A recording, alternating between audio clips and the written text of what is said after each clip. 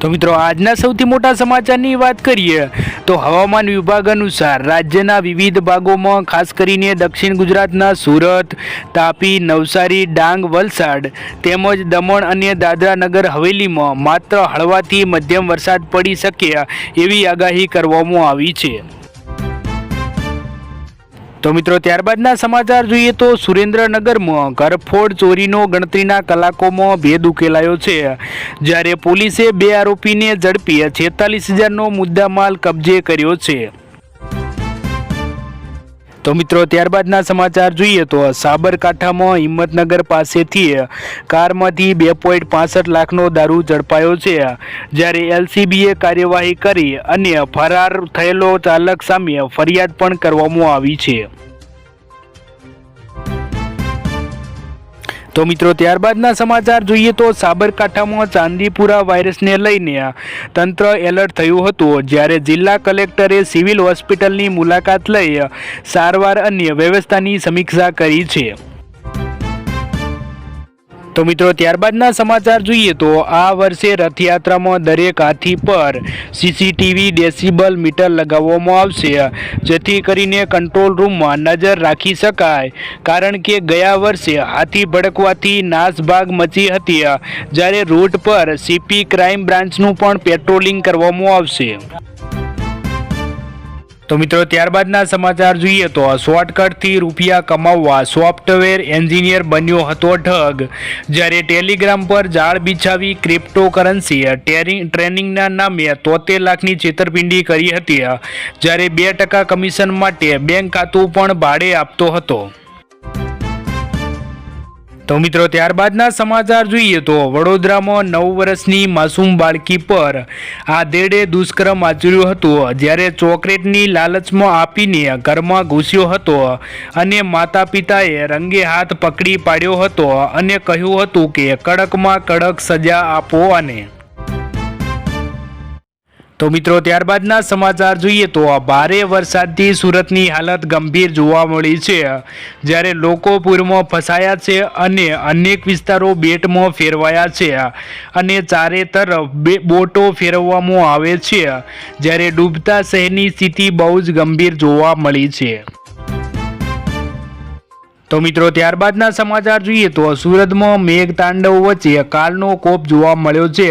જ્યારે વરસાદના રેડ એલર્ટની સ્થિતિ વચ્ચે કરંટ લાગવાથી, વીજળી પડવાથી અને ખાડામાં ડૂબી જવાથી 7 માસૂમ જિંદગીઓ હોમાઈ છે। તો મિત્રો ત્યારબાદના સમાચાર જોઈએ તો ગુજરાતના બજારમાં આજે 24 કેરેટ સોનાનો ભાવ 1,44,450 પ્રતિ 10 ગ્રામ અને 22 કેરેટ સોનાનો ભાવ 1,32,750 પ્રતિ 10 ગ્રામ પર જોવા મળ્યો હતો, જ્યારે બીજી તરફ ચાંદીનો ભાવ 2,22,014 રૂપિયા પ્રતિ કિલોગ્રામના ભાવે જોવા મળ્યો છે। તો મિત્રો ત્યારબાદના સમાચાર જોઈએ તો વડોદરાના વાઘોડિયામાં પત્ની પાછી ન આવતો પતિએ ઓઢણી વડે ગળા ફાંસો ગાધો હતો અને 1.5 વર્ષના રીસામણાનો કરુણ મોત આવ્યો હતો।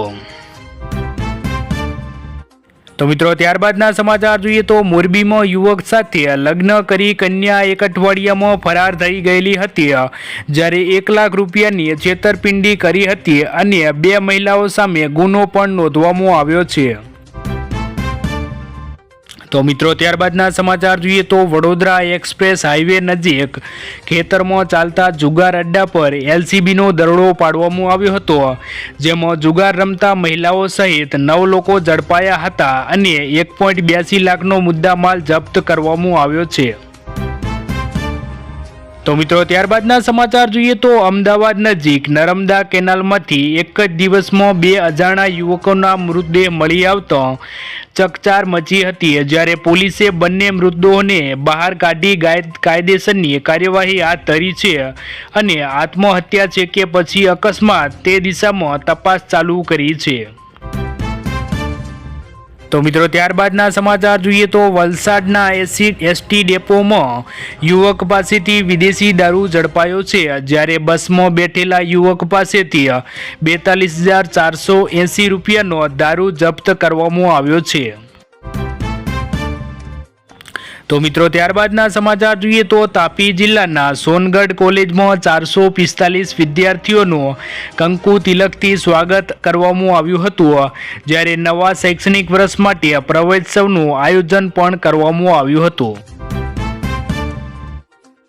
તો મિત્રો ત્યારબાદના સમાચાર જોઈએ તો રાજકોટના પોપટપરા ગામમાં એસી ફ્રીજ પંખા બળી જતાં સ્થાનિકોનો હલ્લા બોલ જોવા મળ્યો હતો અને માધાપરમાં સબ ડિવિઝનના 140 વીજ કનેક્શન ધારકોને હેરાનગતિ ભોગવવી પડી હતી.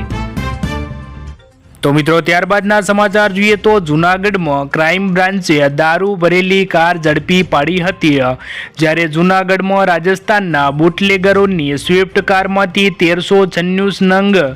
વિદેશી દારૂના ચપટા સાથે 3 શખ્સો ઝડપાયા હતા, જેમાં કુલ 8.63 લાખથી વધુનો મુદ્દા માલ જપ્ત કરવામાં આવ્યો છે. તો મિત્રો ત્યારબાદના સમાચાર જોઈએ તો કપાસ વાવતા ખેડૂતોને હેક્ટર દીઠ 14,000 રૂપિયા સુધીની સહાય મળશે,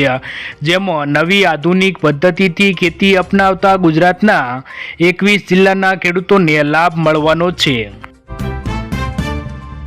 તો મિત્રો ત્યારબાદના સમાચાર જોઈએ તો આશા વર્કર બહેનોએ 1500નો વધારો ન મળતા વિરોધ પ્રદર્શન કર્યું હતું, જ્યારે પાલનપુરમાં આશા વર્કર બહેનોએ પડતર માંગણીઓ મુદ્દે કલેક્ટરને આવેદનપત્ર પણ પાઠવ્યું છે.